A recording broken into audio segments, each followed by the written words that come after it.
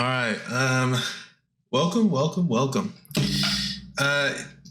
This is the DGZ Talk Points podcast. And you might find in the YouTube channel that there was a podcast, one episode of a podcast before. one episode and another one in the works. Okay, there was another one in the works. Yeah, and then a buddy of ours, who's mainly doing the editing before me, he basically got sent to basic training, and so it literally fell apart as soon as it started. Basically, that'll do it. So we've got a little bit of a host switch going on here. We still got Grady, who is my main boy, and then I am Michael. So we'll have. Was Donovan in that first one? He was. Yeah, okay. He was. Okay, so we'll have Donovan back, and I'm sure we'll rotate through some people. I think we'll probably be like the two that are consistent. We'll always be here as co-hosts, and then we'll have Donovan quite a bit times, and then I don't know, maybe we'll get one of the Matts or both the Matts or Brandon. Yeah. I'm sure some of them will guest star. Yeah. But we're going to call this the first episode. It is of Talking Points. It is. Yeah. Okay. It is. So it's a rebrand. That's what it is. There it is. I like it. A rebrand. So yeah, I mean, we're going to talk about a bunch of different stuff. We're going to do real life stuff, talk about, real life stories or whatever, but mostly do probably gaming, movies, and TV shows. And then, we'll kind of dive into, who knows, NFTs, crypto sometimes. Probably not super in depth because we're stupid. We might even go into a favorite book at some point. Yeah, who knows? Yeah, all kinds of stuff. But it'll mainly be gaming, movies, and TV shows, I think. So today we're going to talk about Hogwarts Legacy. PlayStation's State of Play was March. It was like the beginning of this week, I think. No, I think so. It might have been Monday, something like that. I honestly don't know. I don't remember exactly what day it was. It was March 20 something. All I see on here is in March 2022, a PlayStation State of Play dedicated to Hogwarts Legacy showed eager fans 14 minutes of gameplay on the PS5. Mm-hmm. Yeah, but I tuned in for that whenever it was live. I don't remember. I don't remember which day it was, but it doesn't matter. It was between like the 18th and the 24th, somewhere in there. So did you watch the whole trailer? Yeah. So, I watched the trailer and then I watched their gameplay at the State of Play. I tuned in for the whole thing. So how would you rate the gameplay? So far, it's looking good. I think on just a strictly like 1 to 10 thing, I would do like a 7.5, maybe 8. It looks pretty good. The thing that really intrigues me the most is just all the customization you can do. So like you can work on, your spells and your potions and all that stuff. And you actually have to go to Hogwarts and like go to class to be able to do that. And oh, no way. Yeah. It's a pretty cool idea. I feel like that's not done very much. It's more so you just press pause and go into your skill tree or, whatever. But this one you actually have to I guess role play. Like it's an RPG, obviously, but you actually have to role play and like be a student at Hogwarts to keep going, So it's. I wonder if you can get. Go ahead. I was gonna. I wonder if you can like fail your classes. I mean, if it's gonna be like role playing like a student at Hogwarts, just like I could just imagine you're just given like a test and it's like basic math or whatever. And you're like, this isn't the game. You're in fucking Algebra 2 as a Slytherin. You just fucking bomb your test. That'd be here's the quadratic formula. Get that one punk ass in the back raising hand. When are we gonna be using this in the real world? I want to learn how to blow something up. It's that'd be so funny actually if you could do that. I mean, I'm sure that you. Well, I don't know how they're gonna structure it. I'm sure that you can fuck stuff up though. So the first thing that came to mind when you said that, like, you'll be like learning spells and all that stuff, like going to class, like role playing, like as a student. I wonder if their spell process is going to be similar to Oblivion. I don't know if you've played Oblivion, but basically you can like craft like your own spells, like using ingredients and like spells that you already know and all that stuff to make like more powerful spells. Are you talking about Elder Scrolls Oblivion? Yeah, I have not played that, but interesting. Okay. Yeah, so it wasn't in Skyrim. I don't know why, but yeah, I was gonna say I don't remember that in Skyrim, but yeah, it's interesting. I think if it's done right, this game could be really good.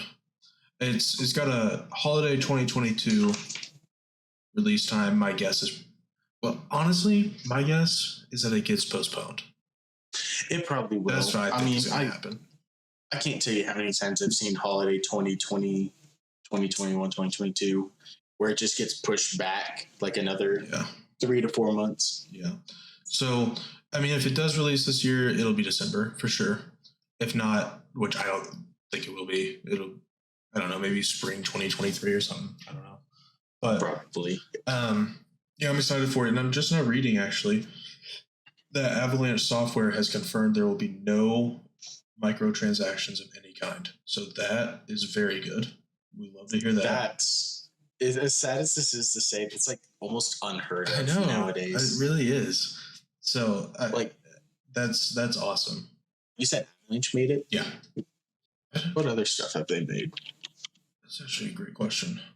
I'm not actually familiar with their work, I don't think, other than this, obviously. Yeah.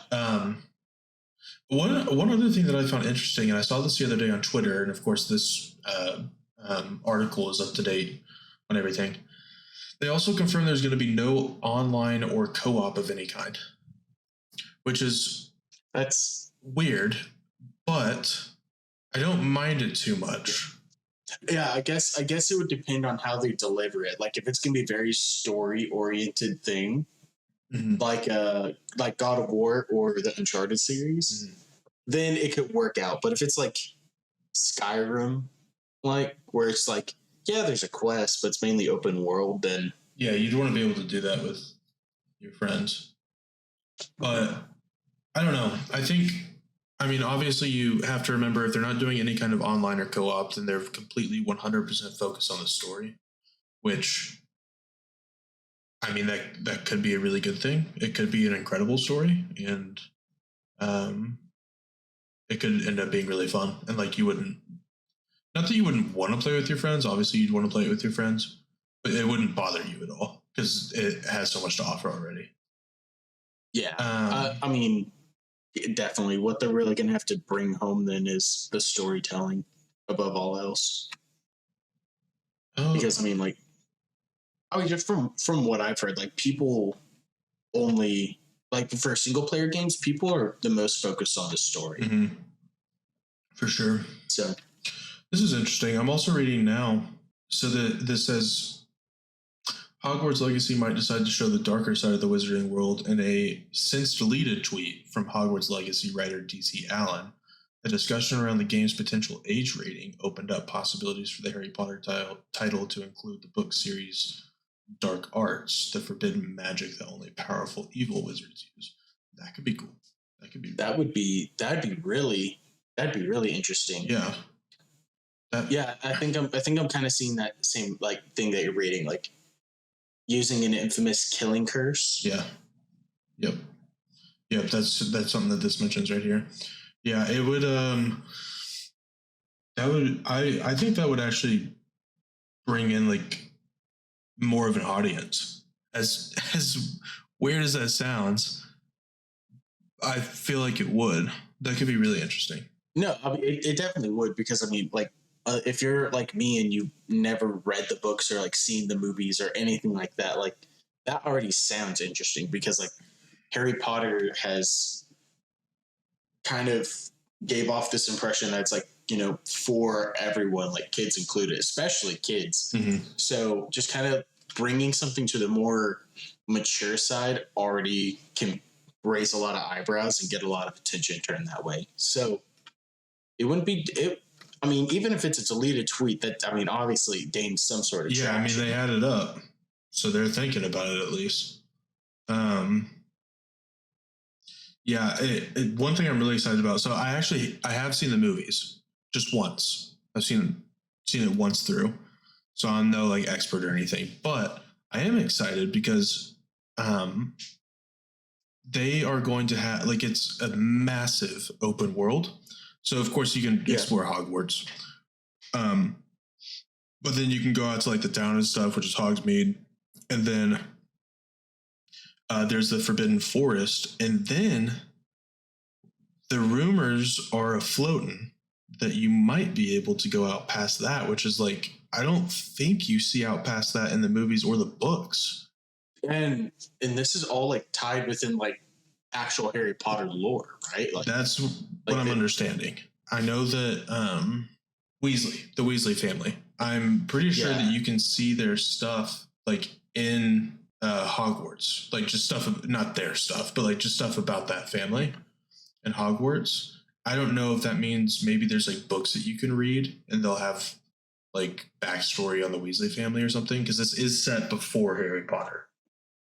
Yeah. So I was just thinking, it would just be really funny if it was set after Harry Potter and you're just playing the game, go to the library and you see Harry Potter in the Chamber of Secrets, like J.K. Rowling in the library. Oh my, that would actually be awesome. It's not like it's just like a free pass to read all the books. They just have all of them. You can just go into the game and read them. I spent $60 to read the Harry Potter series. Now, what's this about a Forbidden Forest? We don't have a whole lot more on Harry Potter. I think there's really not a whole lot more on it right now. We just know that it's a massive open world game set in that world. And I would encourage anybody who's at least interested in this game, if you haven't already seen the state of play gameplay, go and watch it. It looks pretty interesting. It looks like it could be a lot of fun. I just thought of this. So if we're assuming that's going to go down like a very story heavy route, I wonder, is there going to be like some sort of like in-game like things that you can do? Like I'm sure there'll be side quests because it's an RPG. Yeah. But I wonder, like, is there going to be more things to do at the end game once everything's all said and done? Because like we don't even know what the story's like about. Yeah, right? No, I don't think so.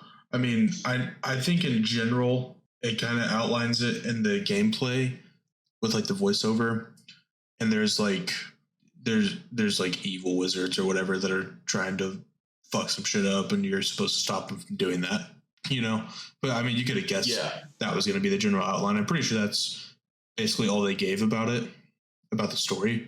Yeah, that's a great question. If they were to have in game, I don't know what it would be, because if you're not playing online with anybody, like there's no PvP or anything, there's no real reason to like continue working on your character if you've already finished.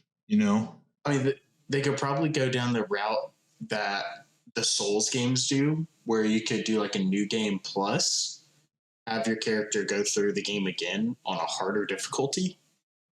Yeah. So, I mean, who knows? That's a good point, actually. They could do that. Whenever you do the new game plus in Souls, do you keep your character's level? Mm-hmm. I think you keep. I'm pretty sure you keep everything. Okay. I'll let you know when I beat a Souls game for once. All right. Well, yeah. And whenever pigs fly. Yeah. Yeah. Yeah. Hold on. What's this extra link? There's an extra link in here. What did that say? Hogwarts Legacy is already too toxic for some gamers. Yeah, you saw that too. It's I was kind of like browsing through it a little bit, and from what I've seen, I don't think toxic is necessarily the correct title. Oh, I see what it's talking about. Because, I don't want to talk about that shit. Yeah. I don't want to talk about that shit. That's whatever. Okay. Yeah, toxic is not the correct title for that.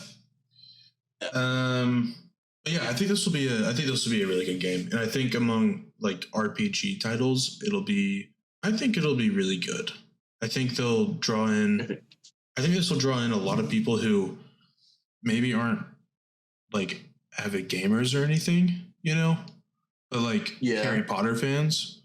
And since it's pretty true to Harry Potter, I think that they'll do really well. And I don't know, it's a fresh twist on a Harry Potter game too, because obviously they had them. I know they had them on PS2, and like I think they released on Xbox as well. I don't remember if they have one for PS3 or not. I think they did. So I know they've done them before, but this is like a true like massive open world RPG game, whereas those were obviously pretty linear. You just kind of followed a trail and took you probably 10 hours to beat it or whatever, 15 hours or something. This one could be really good. And obvious, like one of the best things to look forward to is how are people going to speed run this game in 30 seconds? Yeah, for real. That's what I'm waiting on. Someone's going to speed run this game in like 30, 40 seconds. Yep, it's going to be crazy. Have you been seeing all those Elden Ring speed runs that are coming out now? Isn't like the fastest run like was that 30? It was like 34 seconds, wasn't it? Elden Ring? That's what I heard. No way. I could be wrong. Hold on. I gotta find this out though. If you're right, I'm gonna shit myself. I know it's something crazy. Okay, this one is 28 minutes 59 seconds. Okay, but maybe that's still. Maybe. Oh wait. Okay, yeah. Which is still insane though. Although someone uploaded one 4 days ago, that's 27 minutes 24 seconds. I see one that says 24 minutes 37 seconds. Maybe this guy's just getting a lot of attention because he was the first to do a sub 30-minute run. Maybe. Yeah, that's still absolutely insane though to finish it that quickly. I knew when I said 30, 40 seconds, I knew it didn't sound right, but I remember a 30 being in there. Yeah. We got Starfield coming out around the same time. And I haven't heard too. I haven't really either. Like it's interesting. Like a game by Bethesda that's coming out, you would think would get like some sort of like just attention in general, but like I haven't seen any like news articles, nothing on Twitter. I mean, I don't really look around on Twitter all that often, but like, I mean, Starfield, like a Bethesda game's like it's pretty big. Like I remember when Outer World was it Outer World, Outer Rim, World, right? Outer World, yeah, I'm pretty sure. Yeah.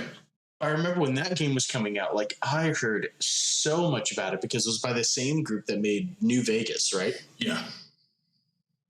Yeah. So I just feel like even just a company that worked with Bethesda to make their own, and they made their own standalone game get so much traction. But like with Bethesda, the only thing people are talking about is Elder Scrolls 6, and we have no idea when that game's even coming out. Yeah, I mean, I want to hear more about that so bad. They literally gave us a 10-second clip of some mountains, and they're like, that'll do. Yeah. Hey, there you go. There's stay hype. We spent 5 years working on that trailer. Enjoy it. I want to see more. I love that shit. Dude, not even their website has hardly anything about Starfield other than that it's still gonna come November 11th, which is I was thinking maybe they pushed it back, but it doesn't look like it. I'm on an article just talking about Elder Scrolls 6 and Starfield. And it says Starfield has a release date now, but that doesn't mean that the focus is on the Elder Scrolls 6 yet. Yes, it is. Who wrote this? Yeah, it definitely is. I think what makes it even funnier is that sentence was written on an article called "The Elder Scrolls 6: Everything We Know About the Next Return to Tamriel." Oh my gosh. Yeah, I wish we knew some more about it, but I guess we'll just have to wait. I know they have like a Discord and stuff that you can join. I'm sure it's filled with a whole lot of nothing. It's got a Steam page. It doesn't have a full description of the gameplay or what we can expect. It does. Starfield does? Apparently, but it doesn't like have any descriptions of what it is. That's crazy. Why even have it? There's nothing. From what I understand, just from looking around at all this, it's like, what was that one game that like we traveled from planet to planet that had the worst launch in the world? No Man's Sky. No Man's Sky. That's what it was. That's what Starfield is kind of reminding me about, because like you're like kind of building your own ship, like traveling from planet to planet, like discovering colonies and people like that, or I guess creatures, humanoids, stuff of that nature. The art style of Starfield was an inside joke called NASA Punk. NASA Punk? Yeah, I guess so. That's funny. I'll probably get this though. It seems interesting. Todd Howard's got some bold claims on Starfield as well. Starfield is like Skyrim in space, says Todd Howard. It's like NASA meets Indiana Jones meets the League of Extraordinary Gentlemen, a group of people that are still searching for answers. I mean, that sounds interesting. Yeah, it sounds like something I'll definitely get, but I gotta see more. We will before it releases, obviously. I just want to see it now. Oh. So Todd Howard traveled to SpaceX to bring authenticity to Starfield. That's interesting. Because Todd Howard and Elon Musk were chatting it up about the intricacies of rockets and stuff like that. Yeah. That's interesting. That's impressive, actually. Yeah, that's quite a bit of research for the main man. Yeah. Wow. Well, I am intrigued. Guess we'll just have to wait and see. Yeah. The way it sounds, I'll probably want to get it. Yeah. But I guess we'll have to see. It's also going to be the pioneer for Bethesda's Creation Engine 2, which I'm assuming Creation Engine was like the engine they used for all their other games. Yeah. So I don't know. The more and more I read it, it's weird. It's just so weird. So the more and more that I actually read about it, the more intrigued I am by the gameplay and how they plan on doing it, not by like actually getting the game itself. Yeah. It's like Bethesda's like trying to like keep that important part a mystery, so it'll encourage more people to buy it. Yeah. Who knows? I definitely think it's going to be pretty hyped up whenever they come out with an actual like real trailer and some gameplay. I think it's going to go crazy. Oh, there's going to be like some sort of gameplay trailer. Oh yeah. Something of that nature coming out in the summer. All right, so expectations. We'll go ahead and just expectations for Harry Potter. What do we think? Successful launch? I think it's going to have. I don't know. You know what? I'm just going to say I think it's going to have a good launch. I don't think it's going to slow down. I know there's a lot of issues surrounding J.K. Rowling that I'm not going to dive into here because that's not the point of us talking about Hogwarts Legacy. Yeah. But as much as I hate to say it, I don't think the whole thing around J.K. Rowling's really going to stunt the release date or how well it does on release. Yeah, I don't think it will either. Yeah, as much as I'll say about that, obviously there's going to be some people who are going to be swayed not to buy it because of all that. I think they'll have a strong launch. I'm intrigued to see how they keep up with it, like with their updates and stuff. No, I think their launch will be good. I think that it'll all around be good. I think they'll have a good team to support it and keep some stuff going. Maybe they'll try and do some DLCs at some point. You never know. Maybe. Their parent company is Warner Brothers, and I feel like most of their games are a solid 7 out of 10 on average. Yeah. Yeah, they've never really made a bad game. Yeah, they never made anything that really stood out, but they've never made it back. Honestly, from I think Hogwarts Legacy is their most anticipated game. Yeah, I would agree with that. I would agree. So I don't know. It'll be interesting. We're definitely gonna have to make a future episode surrounding the release of Hogwarts Legacy, which is probably going to be sometime next year, realistically. Yeah, I think I'll probably buy it. I might wait just like a couple weeks or something after the release, see what people are saying about it. But I think right now I'm planning on buying it, and if that remains the case, maybe we can do another episode reviewing it, kind of giving our thoughts on it. Yeah, I think it'll have a strong start. Some other topics for today. That was the main one. That and the Starfield tangent. Yeah. I don't know. That one still just kind of intrigues me in a weird way. Yeah, I mean, I think it'll be good. I'm excited to see a trailer, a real one. Yeah, same. Same here. That'll really show us what they're doing with it. So yeah, it's honestly just insights and all that stuff at this point. So some other stuff. We probably should talk about the big one. And I think you know what I'm talking about here. But Fortnite disabling building. Yeah. I haven't tried it yet. I haven't either. But I hear it's just basically a whole new game. I imagine. Like I think their population increased. Oh yeah, I mean, I've been reading that they've gotten tens of thousands of people back into playing it. That's so crazy. Yeah. So that's gonna be. I mean, that just turns the game on its head entirely.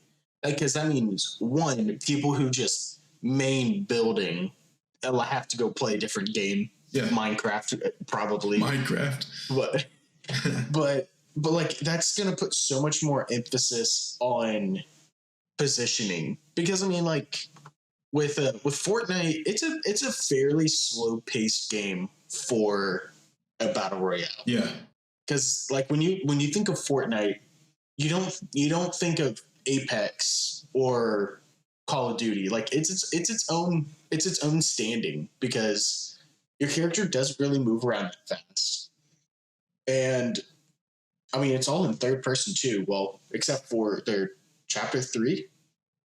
Right? Yeah.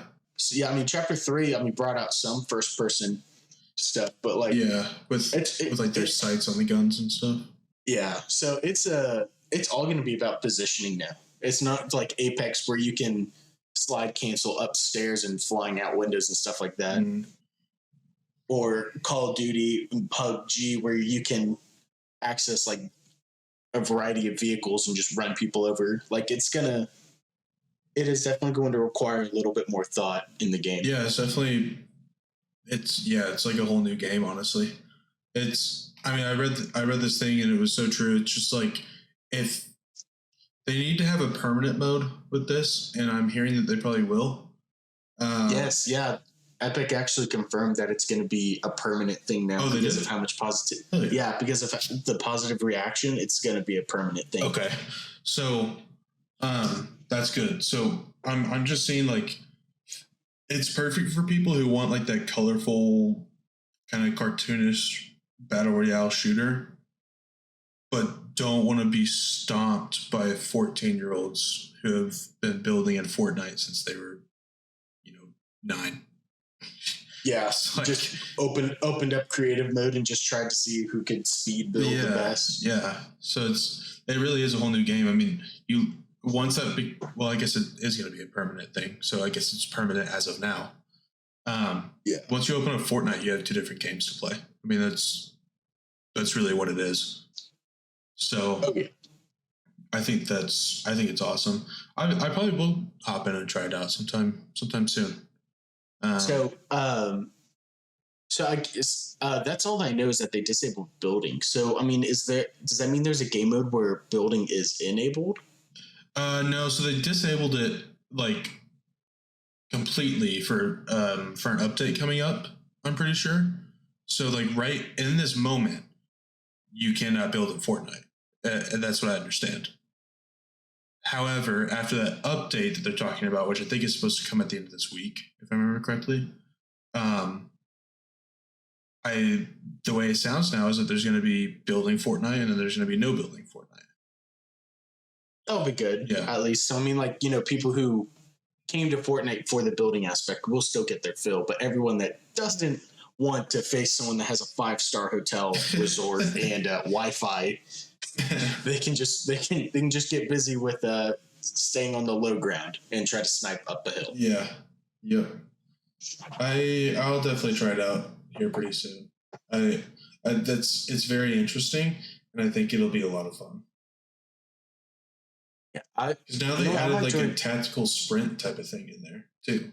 Have you seen that? Oh no, I haven't. Yeah, like they did that. There's like running, but then there's like sprinting, and then you can climb up walls, like parkour the shit out of them.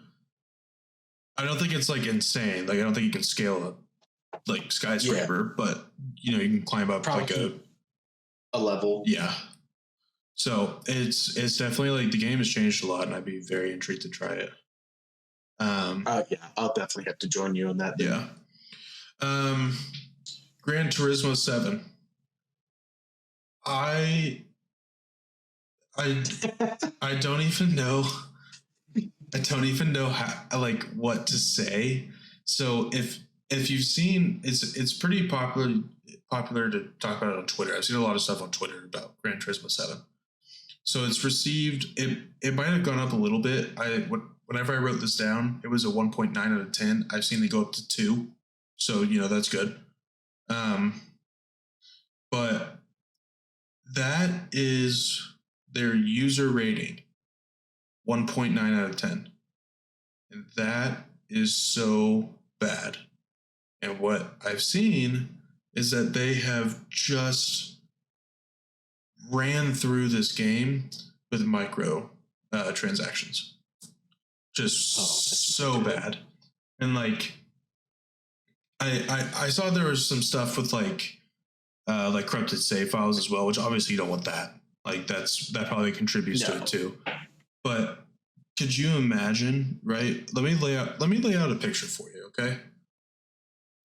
You hop into Gran Turismo 7, hyped up racing game for PlayStation. We don't get Forza, so we get Gran Turismo. You hop in. Yeah. You start out with, whatever. I think maybe one of the starting cars is like a Supra or something. One of the new ones, something like that. I'm not sure. You hop in. You're grinding it out. Money takes a little bit. Takes some time to get, right? So you think to yourself, maybe I'll just buy myself a Porsche. I got an extra $10. Joke's on you.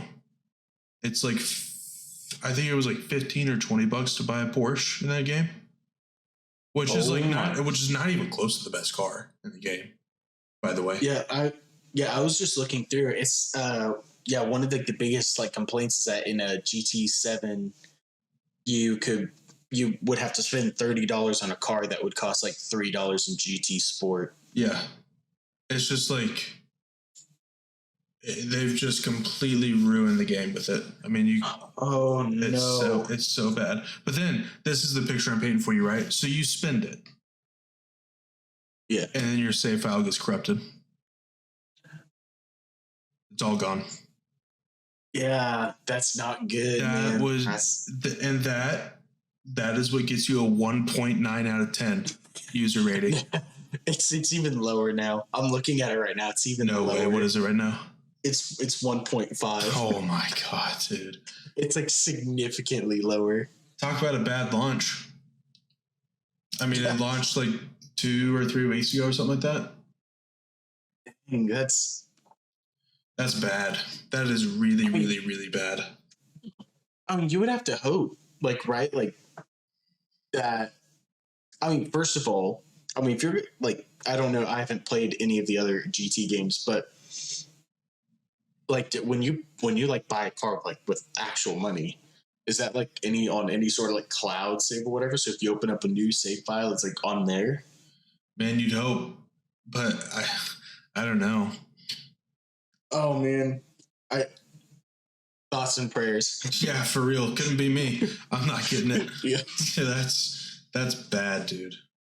And here, go ahead. Here's the thing, with that, like a 1.5, I feel is still too high, because think about it like this: like someone that loves the Gran Turismo games, as far as they can remember, like they see not like a 90% on the critics. They're hyped. They're ready.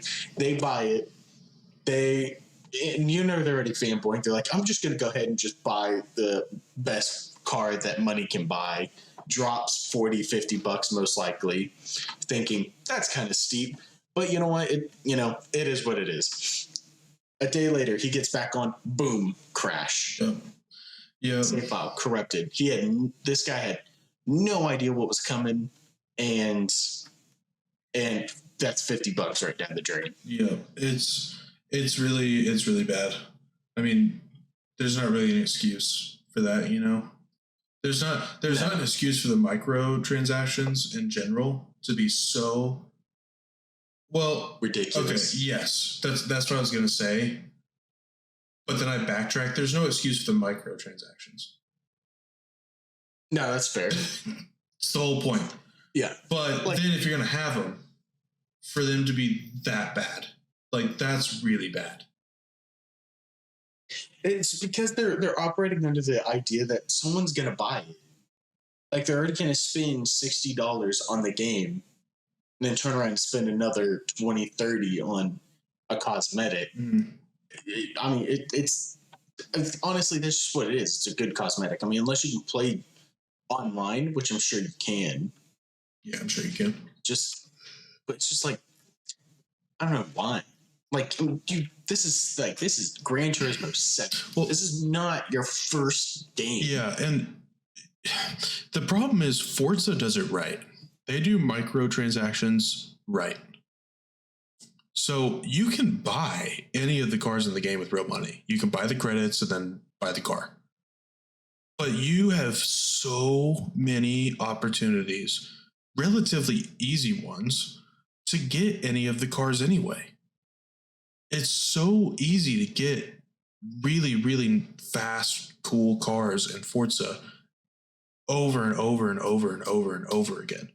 You don't have to buy it. So they put them in there because they're like, all right, if you want to be impatient, then go ahead, buy the car.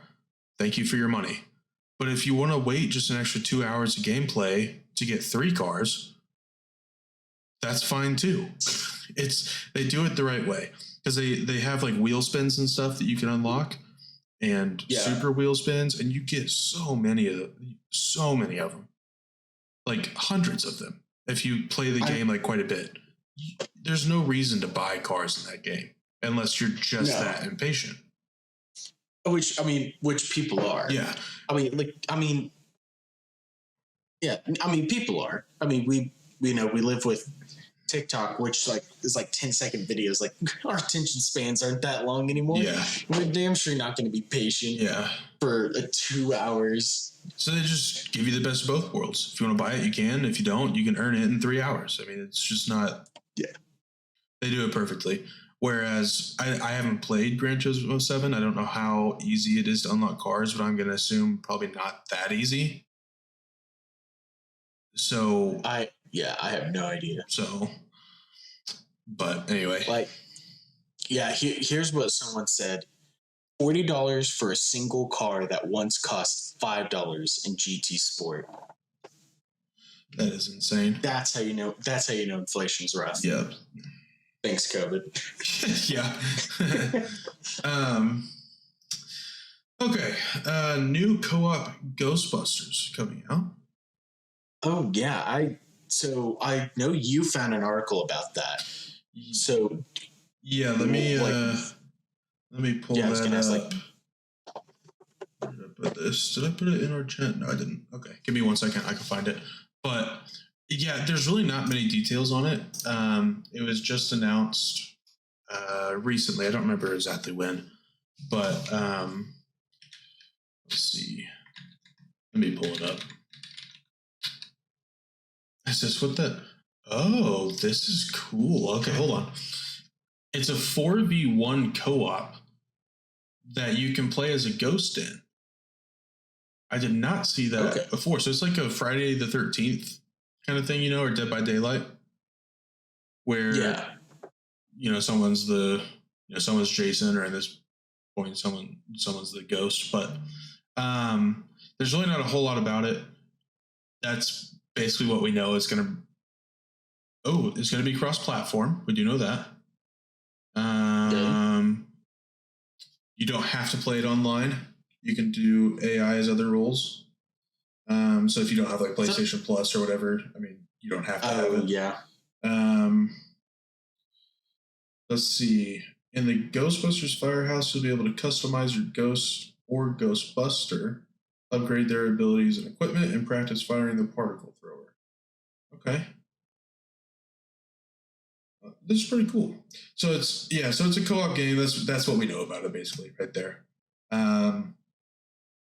But like this article was written yesterday, so it's pretty much just announced. But I'm intrigued. It could be like fun to if you have a group of 4 or 5 that want to hop on. Oh man, if it's anything like Dead by Daylight, I might not buy it just purely out of spite because and here's why I say this, not because I think the game's gonna be bad, but with a Dead by Daylight, it was me and 4 other friends. There's 5 of us, so 4 survivors and 1 killer, and oh my god. When someone that was the killer found you as the survivor, they locked you like no one's business. Yeah. So I literally ran from one of my friends for 5 to 7 minutes easily. And he was just hunting me down the whole time. God. Yeah. So that just kind of ruined that whole experience for me. Yeah. But hey, if people are into it, I think it looks like it's going to be good just from the trailer. Yeah, so. And that's kind of what I was going to say is like if you're into these kinds of games, I think it'll definitely be one that you'll enjoy for sure. Definitely. Yeah, definitely. I'd be intrigued to try it out. I'm probably going to wait until it goes on sale or something because I've just never been a huge fan of the Friday the 13th, Dead by Daylight, all that kind of stuff. It's never really been my thing. But they can be fun. So if I could get it, for $20 or something, and we could just run it every once in a while with everybody, that'd be a good time. But I'm intrigued to see what comes out about it.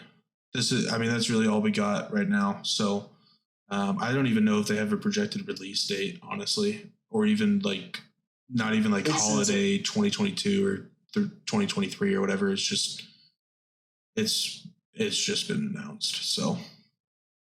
It sounds like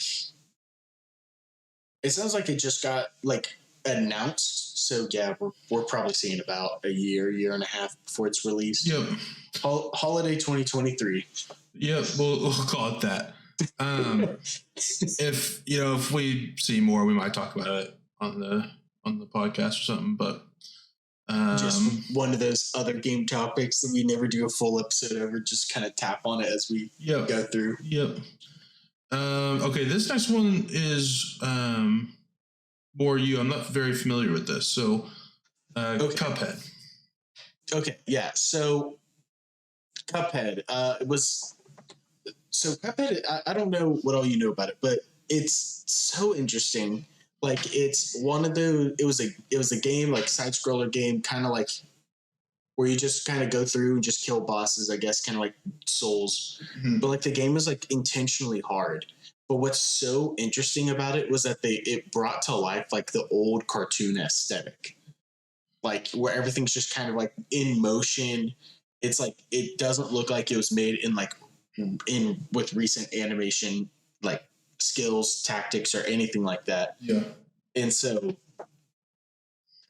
And I guess Netflix bought rights to the Cuphead show.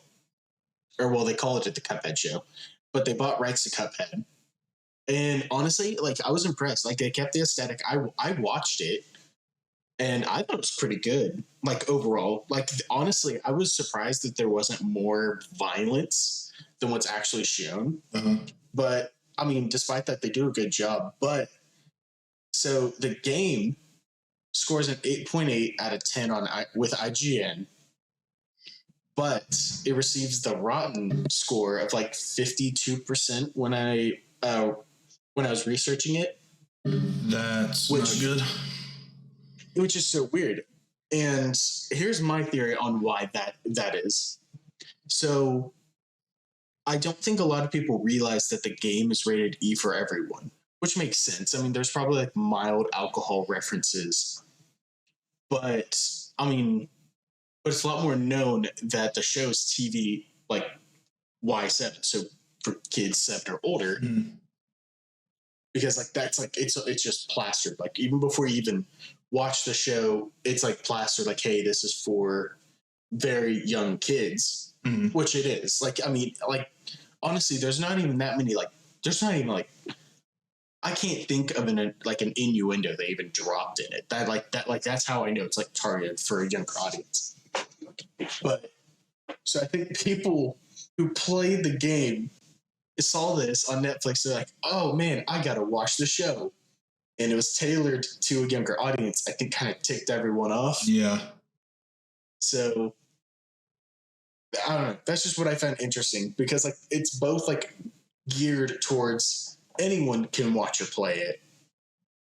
But it's just the distinct difference of how people interpreted the show versus the game. Right. So that's interesting. That's definitely interesting. And it's not like the show's not cheesy either. Like honestly, I was surprised by how like not cheesy the dialogue is in the show. Yeah. So well, I guess A+ for that. Yeah, that's good. You like to see that. Maybe that. Well, I guess Rotten Tomatoes doesn't really change their scores. What's the user? Or not really user. What am I trying to say here? Like the actual viewer based on the critics. The fan consensus or whatever. Let me look it up. Got to do an allow list. Oh, okay. All right. So the critic review actually went up to 67%, so it's no longer on the Rotten. Okay. But the audience average score is 76%, so that's pretty good. Yeah, that's not bad. So, and one of the first comments that I see is, why ruin the game with this show? And I think that just kind of plays into my point exactly. Like, yeah, the game isn't any more adult related than the show is. Yeah. Well, 76% isn't too bad though. No, it's not horrible. It's a C in school, and as you know, the adage goes, C's get degrees. C's do get degrees. Well, I think that's about it for this week. You got any other thoughts on anything? Yeah, Starfield, release a trailer, damn it. I know, for real. I know. I'm so intrigued now. Like, I hadn't heard anything about it, and now I'm like, I really want to see. First we heard nothing about it, and now we're just like, oh, it's intentional. No one knows anything about it. Yeah. It's weird. Especially because, I mean, there's on their website, they're sticking to that November 11th release date. Yeah. So how have we not heard a single thing about it? I have no clue. Like, I know I heard about it when it was announced, but that was it. Yeah. I didn't hear anything past that. It's very interesting. Yeah. Hurry up and release that trailer. I mean, I think that's probably about it for this week. Next week, I felt it was good to give this an extra week talking about the Batman. Just in case people hadn't seen it. I think it's still in theaters, but only for about another week. So, if you haven't seen it and you don't want to have any spoilers by listening to us, then go see it because we're talking about it next week. So it's going to be a full review. Yeah, deep thoughts, ratings. Yeah, deep dive into all the characters. I mean, we're not going to hold anything back. So, go see it or get it spoiled. Which, I mean, that's on you. Whatever you want to do, but If you don't see it, you're getting it spoiled. I mean, hey, if you show up to this podcast wanting the Batman to get spoiled for you, I will give you a crisp high five. Yeah, me too.